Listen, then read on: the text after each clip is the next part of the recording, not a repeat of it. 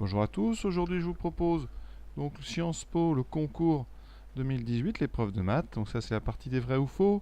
J'ai ici isolé les 3 questions qui portaient sur les suites. Donc on est parti. Je vous rappelle qu'on a droit à la calculatrice. Alors ici on ne va pas s'en servir, mais ça peut être utile parfois pour essayer de trouver des exemples. Donc première question de cette vidéo, donc on a deux suites UN et on vous les définit par des relations ici. Alors UN est défini de façon explicite, c'est-à-dire que vous avez UN en fonction de N. Vous pouvez calculer U100 directement, alors que Vn c'est UN-1. Donc Vn est défini par récurrence. Et on vous demande, voilà, on affirme une seule et deux suites géométriques, voilà, vrai ou faux. Rappelons tout de même ce que c'est qu'une suite géométrique. Alors ici on a des suites qui travaillent sur N étoiles, donc on va commencer à N égale 1. Donc une suite géométrique, c'est une suite qui fonctionne par un principe multiplicatif, c'est-à-dire que vous partez de U1, pour aller à U2, vous allez multiplier par un certain nombre, bon, jusque-là c'est normal, mais pour aller à U3, vous multiplierez par le même nombre. Ce nombre, on va appeler ça la raison de la suite, d'accord? Et donc on parle d'un principe multiplicatif, ça veut dire qu'ici, pour avoir UN plus 1, vous multipliez toujours UN par un même nombre, qu'on appelle sa raison. Alors, on peut écrire ça aussi Q fois UN, d'accord? Et ça sera donc valable dans notre exercice pour tout n appartenant à n étoiles.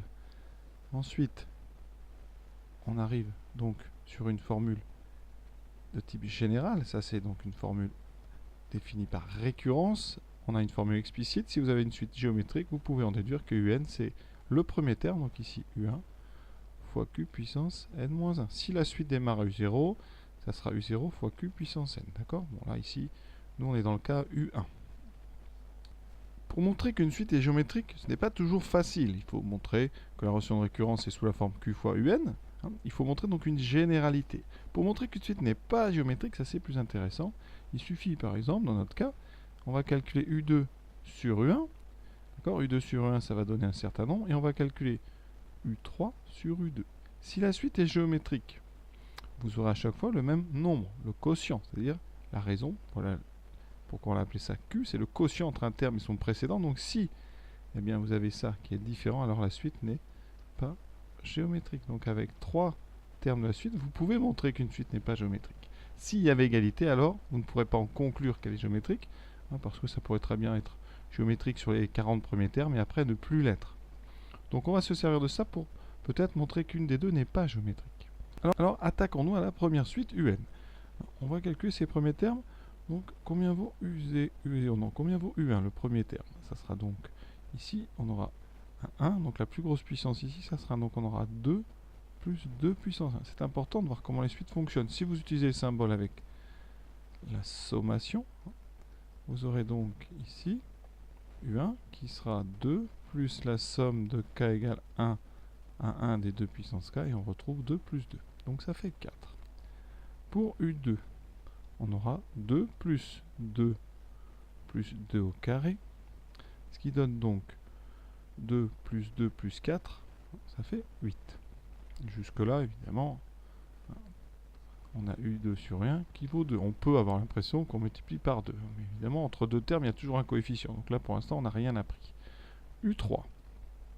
Alors U3, ça fera 2 plus 2 plus 2 au carré plus 2 au cube.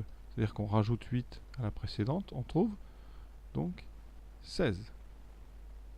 Donc là, on a encore une multiplication par 2. Donc, cette suite, elle a l'air d'être bien géométrique. Alors, il va falloir le démontrer quand même, parce qu'il ne s'agit pas de dire, bon, elle a l'air. Maintenant, on va démontrer que cette suite UN est géométrique. Pour ça, je vais utiliser une formule qui est très, très importante.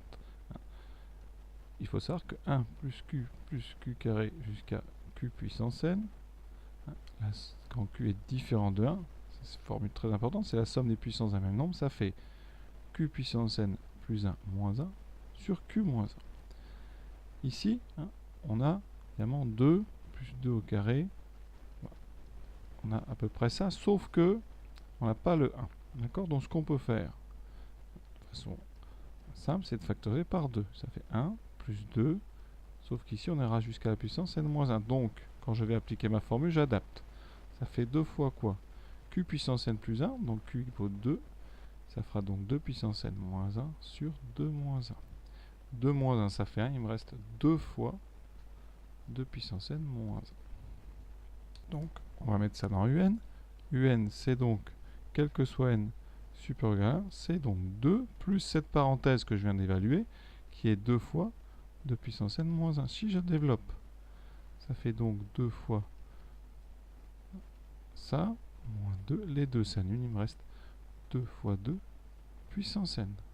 Qu'on peut écrire 2 puissance n plus 1. D'accord? Alors, je vous rappelle que donc la suite, si elle était géométrique, on aurait donc un qui serait u1 fois 2 puissance ici n moins 1. Donc est-ce que c'est ce qu'on a? On a calculé u1 on sait que c'est 4. Donc on va regarder. 4 fois 2 puissance n moins 1, ça fait combien? Alors 4, c'est 2 au carré, fois 2 puissance n moins 1, ça fait effectivement 2 puissance n moins 1 plus 2, donc 2 puissance n plus 1. D'où,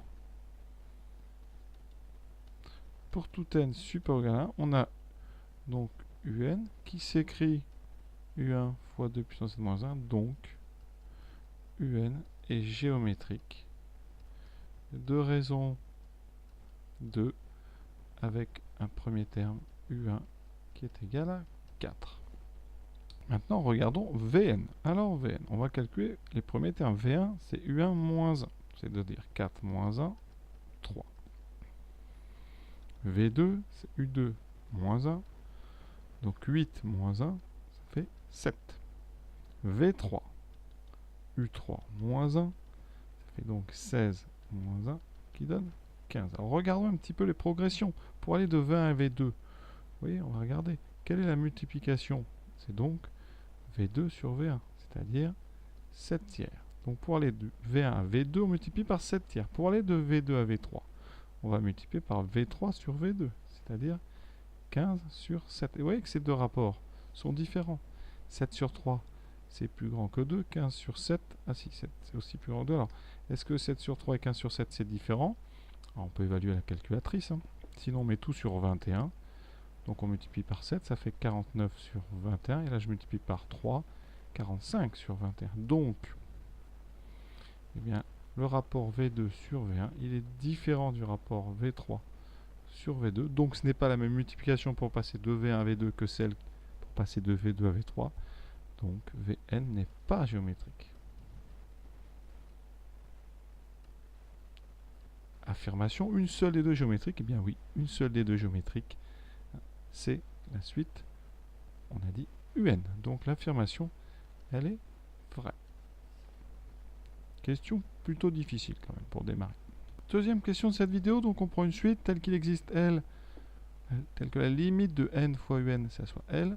Il faut montrer que la limite du n, c'est 0. Alors on va faire ça de façon, on va dire assez un carré, donc je vais introduire une suite Vn, qui est la suite n fois u de n. D'après le texte, la limite quand n tend vers plus l'infini de Vn, c'est égal à L. J'introduis maintenant une deuxième suite, la suite Wn, qui est 1 sur n. Vous voyez bien, je vais faire le produit des deux après. D'accord? Je sais bien que la limite de Wn, c'est 0 quand n tend vers plus l'infini. Donc, limite d'un produit, eh bien la limite de quand n tend vers plus l'infini de Vn fois Wn, c'est donc une limite qui tend, une qui tend vers n, qui tend vers 0. Ça sera donc 0. Or, Vn fois Wn, eh bien, alors ici j'ai pris un pour tout n appartenant donc à n étoiles. Vn Wn, ça fait donc n fois un, multiplié par 1 sur n, donc c'est bien un. Conséquence donc, alors comme on prend la limite en plus infini, on peut se dispenser donc du premier terme, c'est pas grave si on a démarré notre raisonnement à n, dans n étoiles. Donc ici, eh bien, on sait que la limite de un, ça sera effectivement égal à 0 en tant que limite d'un produit. Donc voilà, je pense, la meilleure façon de la faire est la plus rigoureuse. Troisième question, donc on considère une suite un. Alors, elle est définie par u0 égale 1, un plus 1 égale 10 un, moins 9n, moins 8. Alors, il y a souvent une récurrence comme ça dans c'est vrai ou faux. Donc, on va faire la récurrence. Après, quelle est l'affirmation? Eh bien, la question, donc, un, ce serait tout simplement une suite de termes généraux n plus 1. Alors, on peut ici, exceptionnellement, je dirais, éviter la récurrence. Pourquoi? Tout d'abord, par définition, vous voyez bien que, comme on a U0, on va avoir U1, on va avoir U2, UN est unique. D'accord? Puisque dès qu'on connaît U0, on connaît U1, U2, U3. Donc la suite UN, elle est entièrement définie, elle est donc unique. Maintenant, on va regarder. On va vérifier que la suite de formule n plus 1 marche. Donc on considère la suite d'expression n plus 1. Vous l'appelez Vn. Pour tout n, qu'est-ce qui se passe? On va regarder. On va regarder 10 fois Vn moins 9 fois n moins 8. Qu'est-ce que ça donne? Ça fera 10 fois n plus 1 moins 9n moins 8. Ce qui fait 10n plus 10 moins 9n moins 8. Et on trouve n plus 2. Or, on sait que Vn plus 1, si on regarde bien, ça fait n plus 2. Donc, eh bien, on a pour tout n appartenant à n, on a bien Vn plus 1 qui est 10 fois UN, enfin 10 fois Vn moins 9n moins 8. Et on a bien V0 qui vaut 1. Conséquence, eh bien, Vn vérifie les mêmes conditions que UN, et on a montré que UN était unique. Donc forcément, la suite UN et la suite Vn sont confondues. Donc là, on peut dire vrai. Alors je pense qu'ils attendaient plutôt une récurrence, donc on va la faire. Pour mettre en place une récurrence, donc ici, qu'est-ce qu'on sait? Donc on va mettre clairement les données du texte. On sait, c'est-à-dire vraiment c'est important, parce que j'ai toujours certains qui ont du mal à savoir qu'est-ce qu'on sait, qu'est-ce qu'on veut montrer. Donc on sait quoi? On sait que U0 vaut 1, et on sait que pour tout n antinaturel, UN plus 1, c'est 10UN moins 9n moins 8. Ça, on ne le démontre pas, on le sait. D'accord? Alors, quel est le but? Le but final, je vais le mettre tout en bas, c'est de montrer que pour tout n, le terme général UN, c'est n plus 1. D'accord? Donc, on est parti. Initialisation. Est-ce que notre but est vrai pour n égale 0?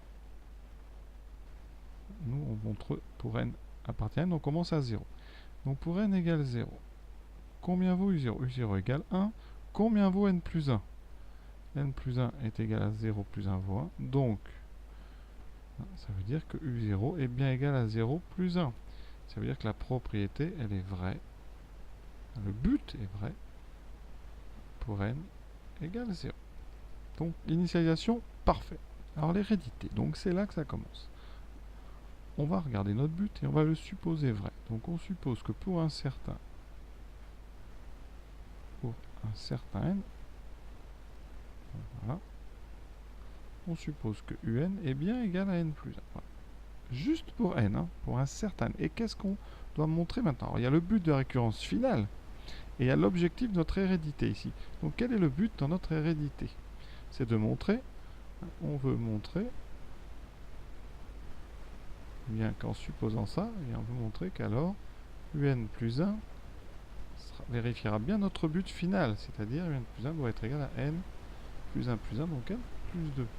D'accord? Donc vous devez partir de ce qu'on sait pour arriver à montrer qu'on peut passer de UN égale n plus 1 à UN plus 1 égale n plus 2. Donc on part toujours de quelque chose qu'on connaît. On sait, d'accord, c'est important ce mot, on sait, d'accord, que, eh bien, donc pour notre n, même pas la peine de mettre pour tout n, on sait que pour ce n, UN plus 1 est égal à 10 UN moins 9n moins 8. Ça on le sait. Et on a fait une hypothèse qu'on appelle l'hypothèse de récurrence. Ici souvent on écrit HR. Ça on a le droit de le supposer vrai. Et donc ici on va bien le mettre dans notre donnée. Ce qui fait 10 fois n plus 1 moins 9n moins 8. On développe. Ça fait 10n plus 10 moins 9n moins 8. Et en développant on retrouve donc n plus 2. Donc qu'est-ce qu'on vient de montrer? Eh bien, on vient de montrer que si la propriété est vraie pour n, alors la propriété est vraie pour n plus 1. Ça s'appelle ça de l'hérédité. La propriété se transmet d'un terme au suivant. La récurrence est terminée. Donc ici, en général, on écrit hérédité vérifiée. Et on fait la conclusion. Toujours la même. On rappelle que la propriété donc, est initialisée. Donc on dit est vrai pour n égale 0 ici. Vous dites elle est héréditaire.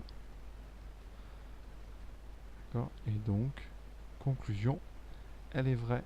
Donc elle est vraie pour tout n supérieur ou égal à 0. Voilà, et vous pouvez, si vous voulez, réécrire une fois cette propriété. Donc voilà comment on fait une récurrence. Ici, une récurrence plutôt simple. Voilà. J'espère que ça vous a plu. Évidemment, il faudra continuer. Il reste encore 4 questions dans le sujet de Sciences Po. Et on aura terminé. Voilà. À très bientôt.